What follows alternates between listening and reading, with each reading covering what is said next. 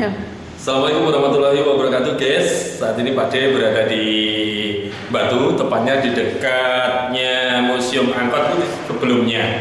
Nah, di situ Anda kalau dari Malang, ini Anda bisa noleh ke kanan. Nah, di situ ada apa namanya? Motko. Ya. Itu ya gambarannya rumah coklat lah ya. Ini maksudnya, nah di sini banyak sekali variannya. Anda kepingin yang manis, kepingin yang asin, asam, dan lain sebagainya. Disinilah tempatnya. Nah, sekarang saya sudah ada di dalam dan di sisi saya adalah owner. Nah, itulah beliaunya. Halo, siang. Nah, di sebelah kita ada si manis, si manis. Jembatan Non Venda, baik. Silakan Non.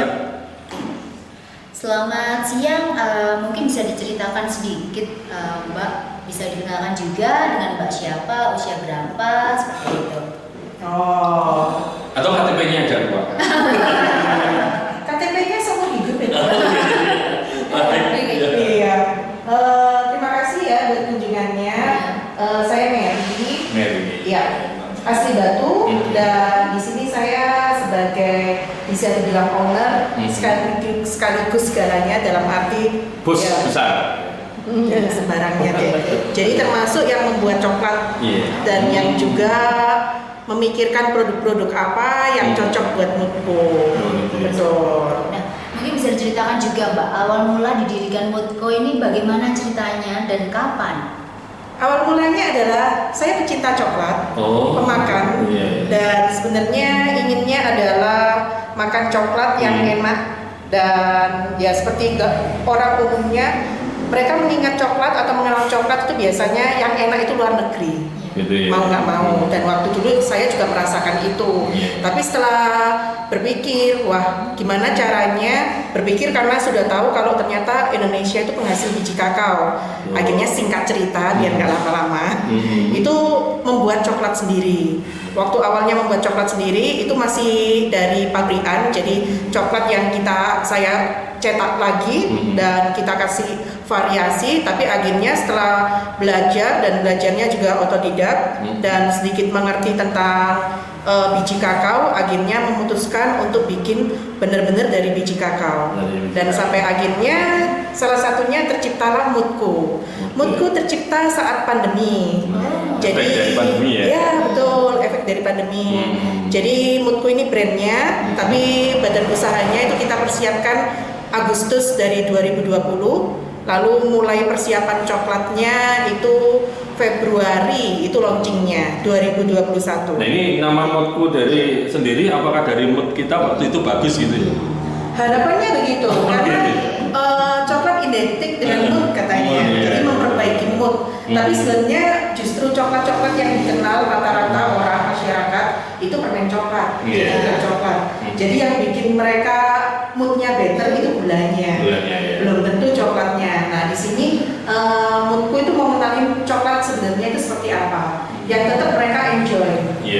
Dan kita juga konsepnya healthy, jadi healthy-nya itu ada background-nya juga. Jadi nggak cuma sekedar klaim coklatnya healthy, enggak. Gitu ya. Untuk filosofi sendiri, mungkin ada nggak filosofi dari nama Mutko ini?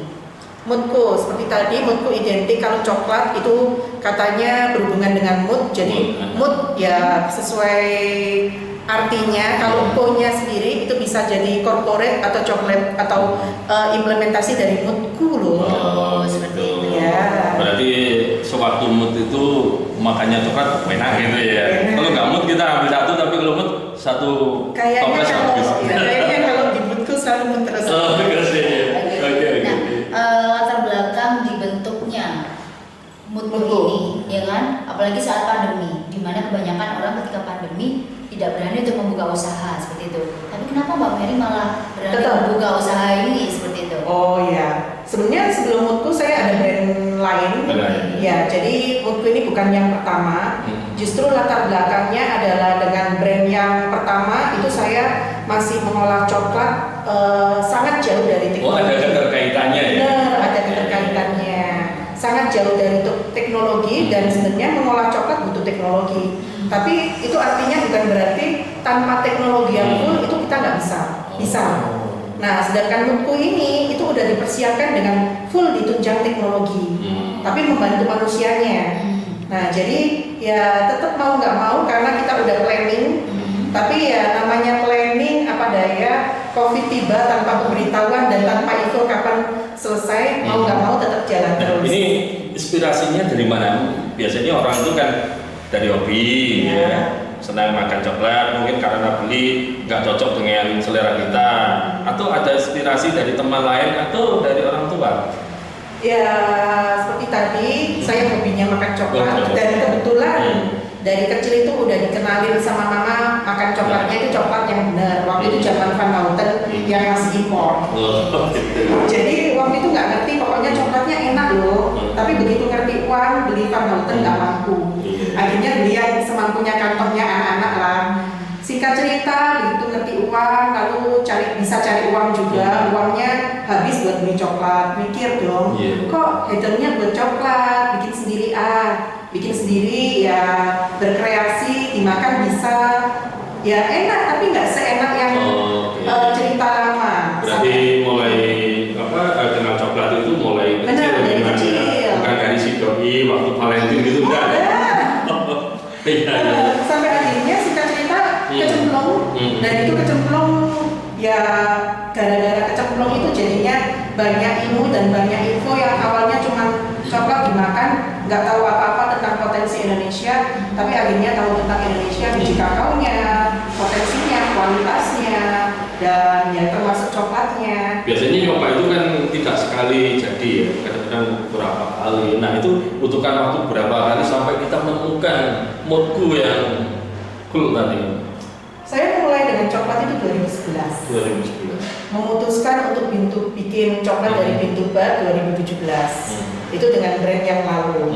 Lalu 2020 itu mulai memikirkan Mutku. Jadi 2020 itu adalah varian yang ada di Mutku itu yang sudah bisa dikatakan teruji oleh pasar. Jadi variannya cuma bedanya dengan brand sebelumnya, ini versi healthy-nya. Jadi healthy yang mana Mutku gulanya nggak sampai 25% dan penggunaan gulanya pakai gula palem-paleman. Berapa tahun sih penelitian yang dibutuhkan kira-kira sampai menemukan sesuatu yang sekarang ya kalau dibutuhkan berapa tahun sampai sekarang kita masih perbaikan terus, betul.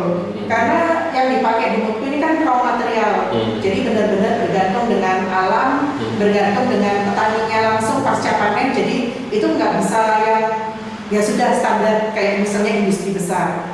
Ya itu tadi yang mungkin sempat spill di depan, sedikit artisan. Gitu ya.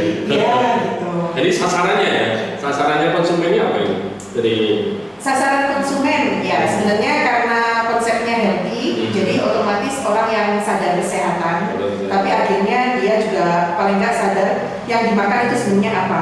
Jadi termasuk memanjakan lidah. Termasuk yang memanjakan lidah. Kadang kan orang mikirnya gini, pokoknya yang sehat-sehat itu kan enak, belum tentu. Tapi juga kita nggak maksain pingin sehat itu makannya nggak enak. Karena itu kenapa kita batasin yang di Mutku gulanya itu nggak sampai 25%. Tapi ada biasanya orang perempuan itu kalau makan coklat takut gemuk. Enggak ya? Tadi jangan lihat saya ya. Saya adalah pengkonsumsi nasi. Ya, itu nggak cuma perempuan Pak, semua. Jadi termasuk yang anak-anak udah didoktrin jangan banyak-banyak, kamu tuh loh sudah gemuk. Sebetulnya enggak ya? Sebetulnya enggak. Nah, yang bikin gemuk itu adalah tambahan-tambahannya. Termasuk ya coklat-coklat yang kita kenal dari kecil, yang brand-brandnya banyak beredar, itu yang bikin gemuk. Nah, itu sebenarnya salah satu juga kenapa Mutku itu mengambil konsep sehatnya. Karena banyak asumsi yang akhirnya mengkambing hitamkan coklat. Nah, kalau Mbak sendiri ini kan bikin coklat kan perlu basic ya Mbak ya. Apakah Mbaknya juga pernah belajar mendalami tentang coklat entah sekolah atau mungkin kursus seperti apa? Itu enggak sih. Jadi justru saya bersyukurnya zaman sekarang ya internet itu bisa diakses siapapun. Dan saat itu 2016-17, nah itu ya lewat internet otodidak. Jadi ada orang luar negeri, orang Amerika yang dia itu ngasih tahu semua orang caranya begini pakai alat begini saya belajarnya dari situ. Oke. Mungkin juga bisa diceritakan bahan dan juga alat apa saja yang digunakan untuk membuat coklat dan ada produk apa aja sih di sini? Kalau bahan dan alat, bahan yang pasti biji kakao. Tinggal tergantung mau varian apa. Kalau alat, yang penting ada alat penggilingnya. Misalnya nggak ada alat yang lain, yang penting kita tahu setelah digiling harus diapain. Jadi tahu prosesnya. Tapi kalau mau ngomongin alat-alat yang lain, alat lain pendukungnya banyak. Jadi mulai kalau di sini itu ada yang mulai dari untuk roasting, jadi mulai dari winnowing juga untuk mengupasnya sampai akhirnya untuk nyetak. Itu semua di sini ada alatnya. Tapi kalau misalnya nggak ada, ya manual, tempering manual. Apa ada khusus mungkin pegawai yang memang khusus untuk ngecek campuran atau ini kualitas bahannya, ini kualitas dandannya, apa ada memang khusus disiapkan tenaga untuk itu? Iya. Atau jenengan sendiri? Kalau awalnya pasti saya sendiri, tapi kalau dengan di sini kan saya nggak mungkin juga kerja sendiri, jadi akhirnya harus ada tim. Dan tim itu pasti saya bekali mulai dari basic. Termasuk di sini juga karena Mutku itu terbuka kerjasama dengan akademisi, jadi termasuk terima-terima mahasiswa magang atau siswa PKL, dan itu pun kita ajari dari basic. Jadi nanti kalau di galeri itu ada beberapa produk yang itu benar-benar hasil hands-on mahasiswa dan siswa PKL yang ngolah sendiri dari biji sampai mereka temper manual. Kalau untuk bahannya sendiri, bahan kakaonya mungkin bisa disebutkan apakah dari hanya sekitar Jawa Timur, Banyuwangi, Jember, atau mungkin ada yang dari luar seperti itu? Karena biji kakao yang dipakai di sini itu syarat utamanya wajib fermentasi, jadi nggak semua biji kakao yang ada bisa kita pakai. Yang terdekat seperti yang tadi disebut ada Jember, ada Banyuwangi, lalu yang agak dekat lagi ada Gunung Kidul, jadi jauh di Yogyakarta. Lalu kita punya yang organik itu dari Jebrana Bali, dan itu yang Jebrana Bali juga sudah dipakai sama coklat maker bahkan industri yang internasional. Lalu juga yang luar pulau itu kalau yang Kalimantan ada dari Berau, yang Sumatera ada dari Aceh, lalu yang Sulawesi yang paling banyak itu ada dari Polewali Mandar. Dan itu kita nggak menutup cuma ini yang saya sebut yang produk reguler aja, tapi sebenarnya kita juga ada daerah lain kayak Sulawesi itu juga dari, bukan cuma sekedar dari Polewali Mandar tapi dari Palu itu pernah kita bikin juga. Berarti sinergi dengan petani juga langsung ya? Langsung, petani dan kelompok tani dan kooperasinya. Ya hasilnya memang yang alami gitu ya, masih belum olahan dari perusahaan gitu. Benar, dan mereka itu udah SOP, jadi fermentasinya begini. Dulu mungkin bisa diceritakan awalnya sampai bisa menemukan petani-petani yang punya potensi akan kakao-kakaonya itu, Mbak. Oh ya, kalau dulu karena saya yang awal bikin coklat, lalu pemasarannya adalah dari pameran ke pameran. Jadi waktu berangkat ke pameran, nah saat itulah ngeling dengan ya kelompok taninya dan yang lain-lainnya akhirnya kenal. Lalu kalau misalnya ada kesempatan untuk buka pameran di daerahnya, berkunjung kenalan. Gitu ya? Ya, kayak gitu sampai akhirnya ya benar-benar ngerasain kualitas biji kakao mereka. Sekalipun kita nggak ketemu, biasanya kirim sampel. Nah ini apa memang satu pilihan atau ada banyak ya usaha yang memang sudah di-planning, atau ini satu pilihan satu-satunya impian semenjak kecil memang ingin usaha untuk? Semenjak kecil, kalau semenjak kecil enggak sebenarnya. Kalau semenjak kecil ya pinginnya cuma makan aja. Cuma akhirnya ya ini begitu ngerti kecemplung secara nggak sengaja dan akhirnya makin tahu dan akhirnya apa ya terpanggil lah, bukan terbebani. Kan tidak semua ya, tidak banyak orang yang melirik usaha untuk coklat ini. Ya, mungkin karena susah. Oh gitu ya, tantangannya lebih ini ya. Iya, benar. Ya soalnya mikirnya gini, jadi melalui coklat juga saya ketemu dengan orang-orang keren yang mereka memikirkan ya masa depan coklat dan kakao Indonesia. Dan itu orang-orang keren yang tadi saya sebut itu segala jenis usia, mulai dari yang komunitasnya gitu ya. Mulai dari yang lansia, mereka pensiun dan mereka selalu mengingatkan ini kalau nggak kita orang Indonesia yang ngerjain, siapa lagi? Oke. Jadi itu Oke. satu keterpanggilan. Nah, itu artinya tamparan. Oh iya. Jangan sampai ada coklat Indonesia. Iya. Jangan sampai coklat Indonesia kalah dengan coklat yang lain. negara lain gitu ya. Karena memang sebenarnya nggak kalah. Jadi nggak kalahnya karena apa? Kalau mungkin 8 tahun atau 5 tahun yang lalu sering event internasional yang perlombaan. Oh gitu. Dia mengikuti juga ya. Mutku belum mengikuti. Cuma ini saya mau cerita gimana Indonesia itu nggak kalah. Iya. Jadi biji kakao Indonesia itu dibawa oleh orang asing. Jadi yang melombakan adalah orang asing, entah itu orang Amerika, orang Eropa, bahkan coklatiannya orang Jepang, tapi membawa biji kakao dari Indonesia. Entah itu dari Aceh, entah itu dari Sulawesi. Mungkin suatu waktu nanti ke depannya nanti Mutku yang mengadakan lomba juga bisa kan ya. Dan itu menang loh Pak mereka. Cuman akhirnya yang dikenal kan personalnya, bukan Indonesianya. Nah, menurut panjenengan ini dari kacamata panjenengan antara usaha yang lain dengan usaha yang coklat ini enak yang mana? Nyaman yang mana? Usaha yang lain Dari sama-sama nyamannya. Sama-sama. Iya, karena kan udah berenang-renang. Iya. Kalau nyemplung kan harus berenang, bukan tenggelam. Iya. Kalau Pak Ade melihat rasanya ini cocok memang usaha coklat karena merasa senang jadi segar terus gitu. Tadi sempat disinggung kan bisa mendapatkan biji coklat yang berkualitas. Bagaimana sih Mbak cara memilah dan juga ciri-ciri biji coklat yang berkualitas itu? Kalau ciri-ciri yang berkualitas itu banyak banget runutannya. Tapi kalau dari SNI juga ada. Iya. Tapi kalau Ada yang standarnya gitu ya ada standarnya. Tapi Iya. kalau yang di Mutku itu ya Mutku itu punya standar sendiri. Jadi kita dari aroma, dari size biji, lalu dari kaptesnya itu juga. Dan itu ada semua. Kalau misalnya nih fermentasi dari aroma, wah aromanya bener fermentasi. Tapi belum tentu waktu dia dibelah, belum tentu waktu dia dimakan raw itu benar-benar fermentasi yang bagus. Kenapa harus menggunakan yang fermentasi? Ya, kenapa? Karena kalau dengan fermentasi justru cita rasa coklat itu keluar semua.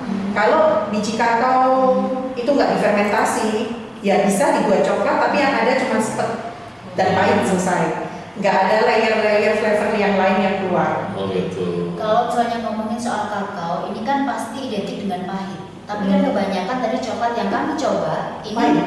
nggak seberapa pahit. Ada yang pahit, ada yang manis, ada tingkatannya beda-beda. Adakah mungkin cara atau trik gitu ya untuk menghilangkan rasa pahit ini tanpa menggunakan pemanis buatan seperti itu? Sebenarnya justru fermentasi itu yang bisa menghilang sedikit meresidu rasa pahit. Oh gitu. Itu salah satunya. Karena apa? Kalau misalnya biji kakao tanpa fermentasi, dia itu pahitnya medok, jadi bold, dan itu dengan pahit plus cepet. Jadi walaupun misalnya ditambah gula banyak-banyak, ngefek tapi nggak terlalu nggak terlalu berarti, malah buang-buang gula. Sedangkan kalau difermentasi itu dia akan terpecah jadi flavor yang lain. Mungkin orang akan mikirnya jadi kok kecut. Fermentasinya sendiri itu butuh waktu berapa itu? Kalau fermentasi secara teori 5-7 hari. 5 sampai 7 Tapi hari. tergantung dari kenaikan suhunya juga. Gitu. Jadi sebenarnya ya di sini coklat itu bukan sekedar tata boga yang misalnya ada resepnya, yuk kita bikin selesai enggak. Jadi memang coklat cuman komoditi coklat ini yang dia itu butuh sains dan teknologi combine. Jadi kan sebagai pengusaha ini ya, katakan produknya ini senang mana diuji produk Anda dengan dikritik produk Anda? Dua-duanya Pak. Dua-duanya. Iya. Soalnya kalau nggak ada kritikan, Iya. misalnya gini, kalau nggak ada kritikan, tapi lancar ya oke. Tapi kan nggak mungkin nggak ada kritikan. Iya, dari kritikan itu